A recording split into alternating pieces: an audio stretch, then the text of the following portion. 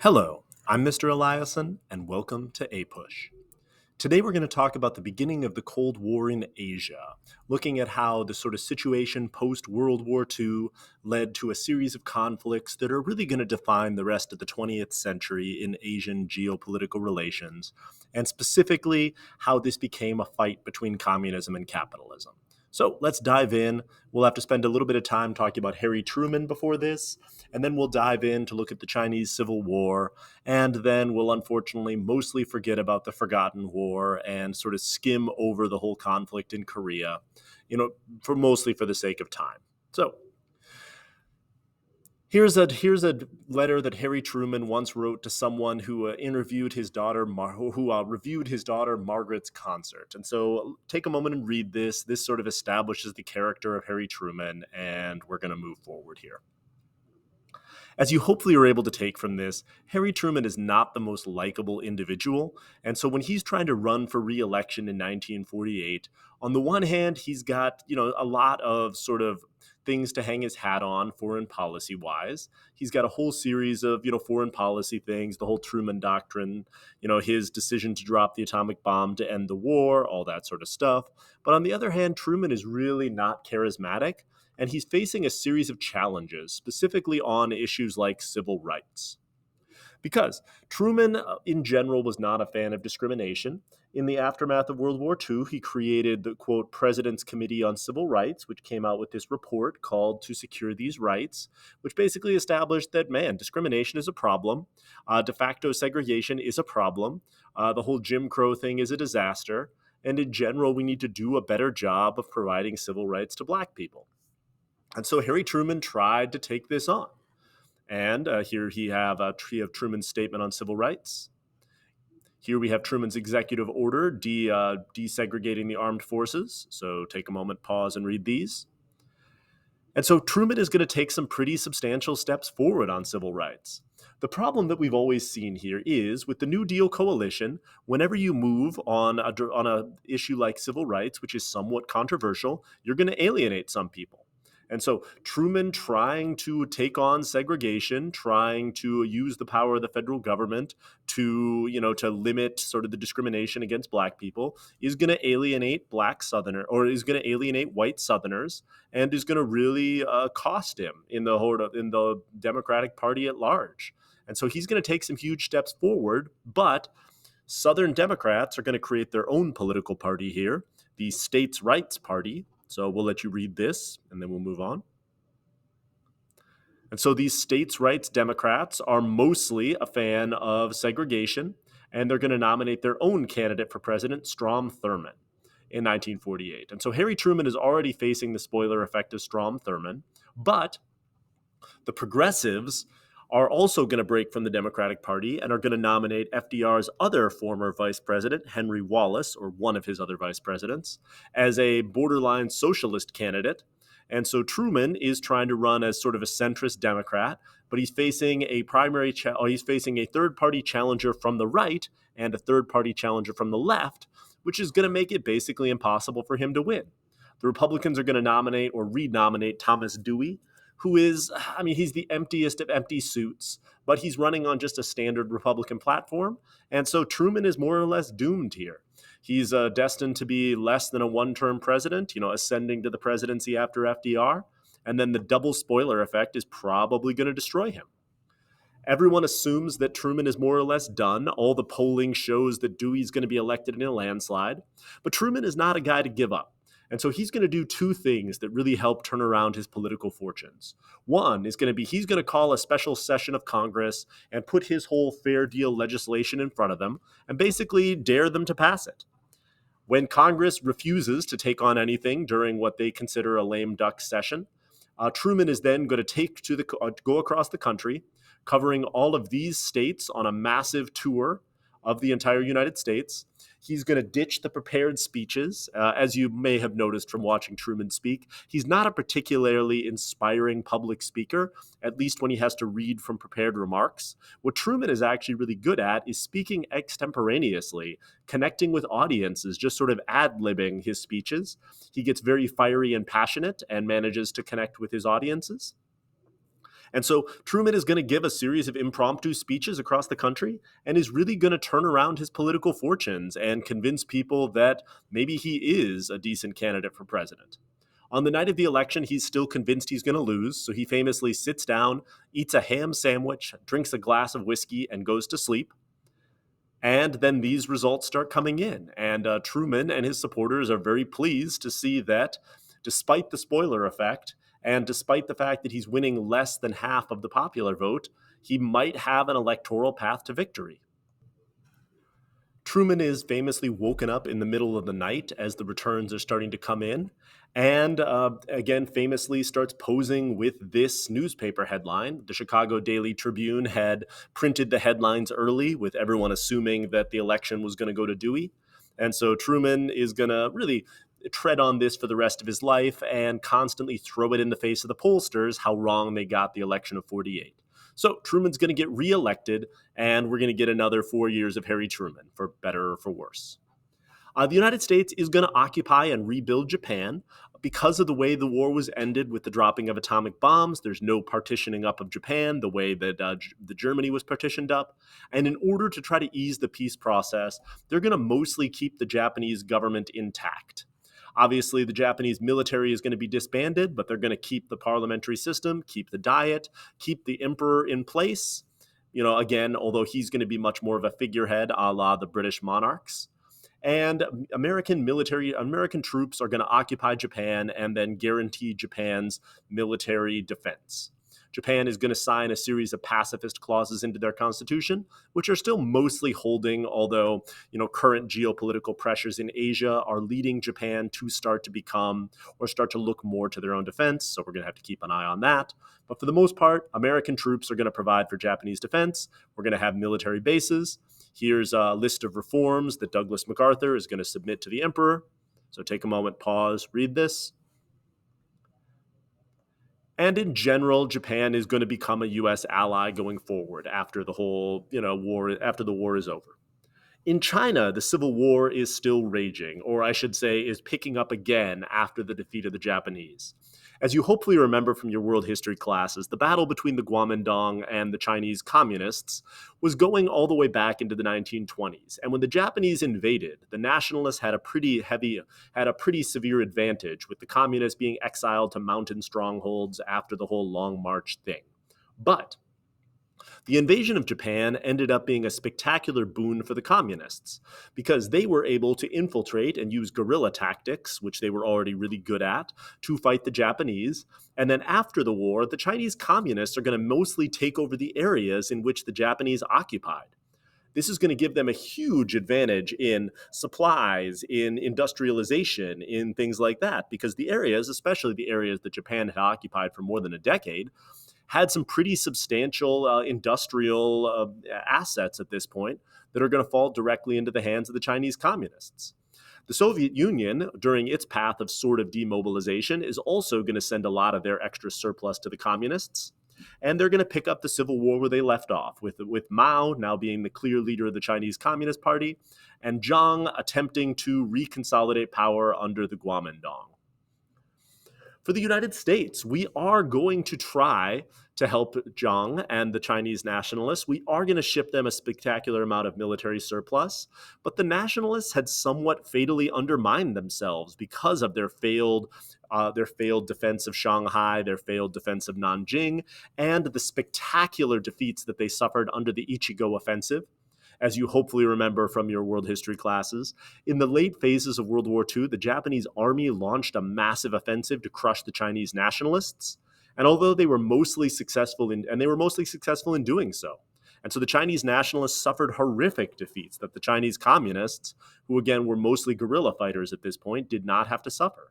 And so the People's Liberation Army is going to be a really effective, hardened military force, whereas Jiang's forces are pretty substantially weakened. And this is coupled by the fact that Harry Truman did not like Chiang Kai-shek. So take a moment, read Harry Truman's opinion of Jiang. And so Harry Truman, because of the corruption of Jiang's regime, is really going to cut his support to the Chinese nationalists. And then without either direct American intervention or American military support, Zhang and the nationalists are going to suffer a series of defeats through 3 communist offensives, and eventually are going to have to flee to the island of Formosa. So here are the 3 campaigns of the Chinese Civil War as the Chinese communists start taking territory along the Liaodong Peninsula here, around the area of Beijing, and then, of course, pushing south into the areas around Nanjing and pushing the Chinese nationalists out. Eventually, the Chinese communists are going to consolidate what we consider mainland China into a country they call the People's Republic of China.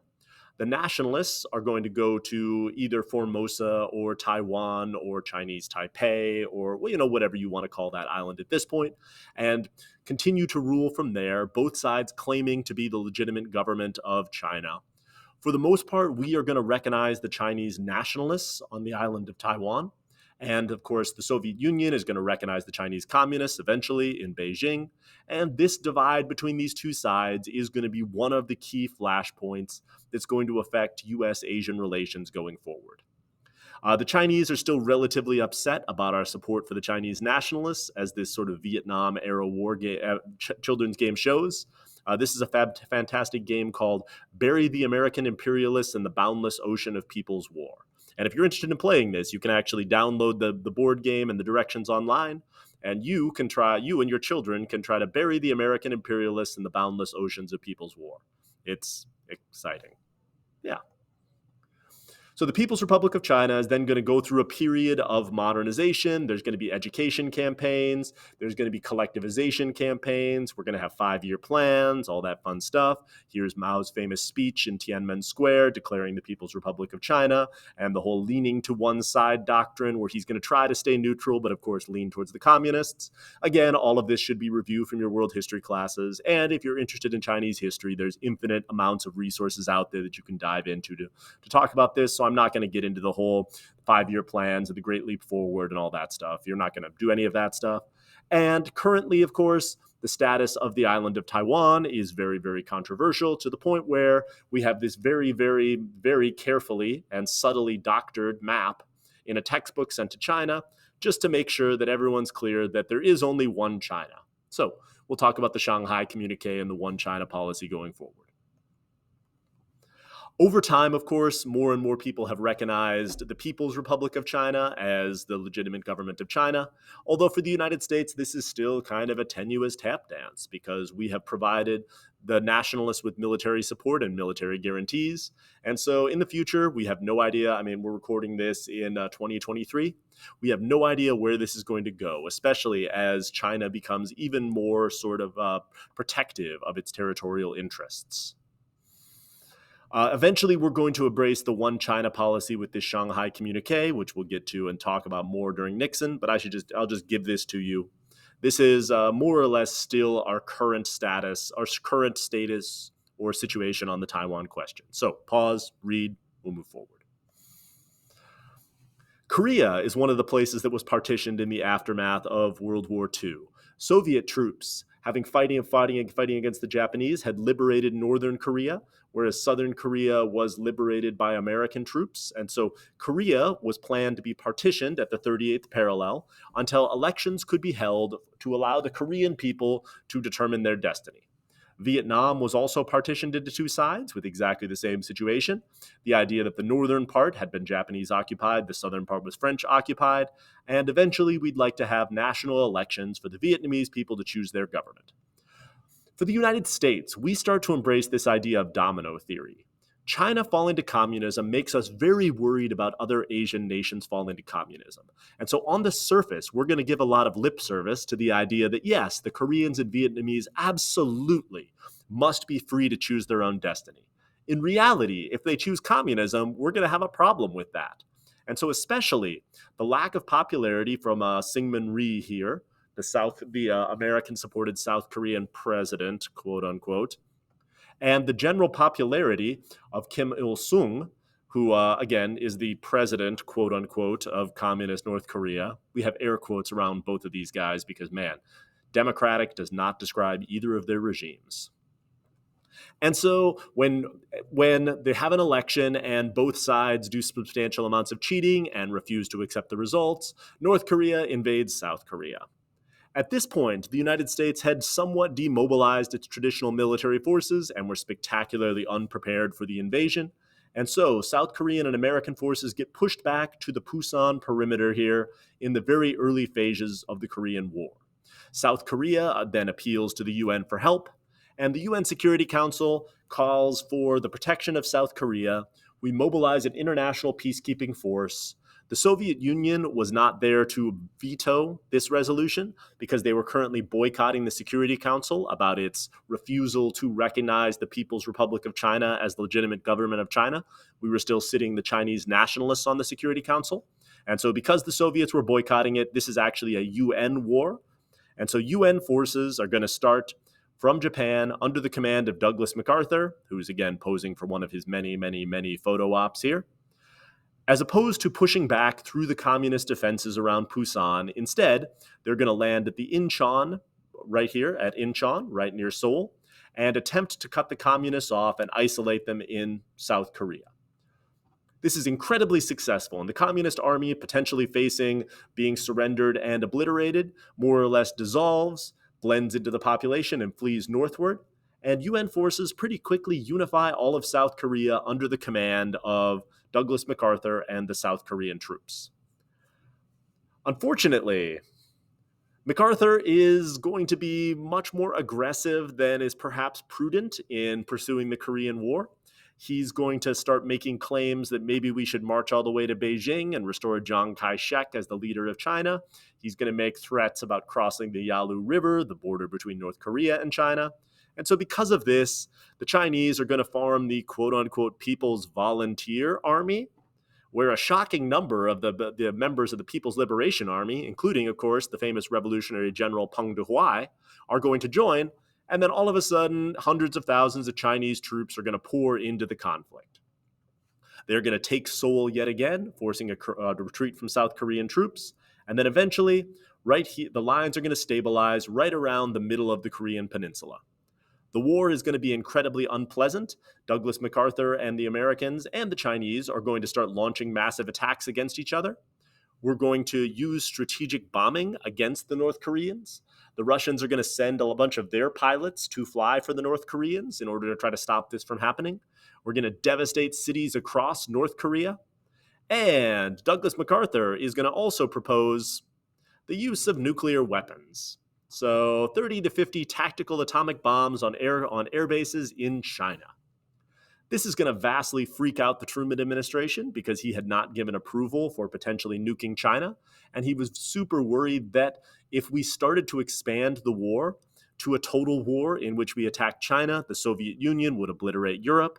And so Truman, extremely, extremely worried that MacArthur is going to create World War III by expanding the war into China, is going to famously fire General MacArthur. MacArthur is then going to go on a tour trying to destabilize and trash talk Truman, and MacArthur is potentially going to try to set himself up to potentially be the presidential nominee for the Republican Party in 1952. So Truman's going to fire MacArthur. The Korean War is going to sort of drag on for another couple years until we finally get a stalemate. And in the end, the partition line between Korea is very close to the 38th parallel. So there's a real question as to whether the millions of both combatants and non-combatants that were killed and all the bombs that were dropped are worth it, especially because, in the end, the settlement was almost the same. South Korea is going to develop a Western liberal capitalist-style democracy. North Korea is going to continue with their sort of communist authoritarian regime. And the differences between the two countries are pretty stark to this day. There is no formal settlement to the Korean War.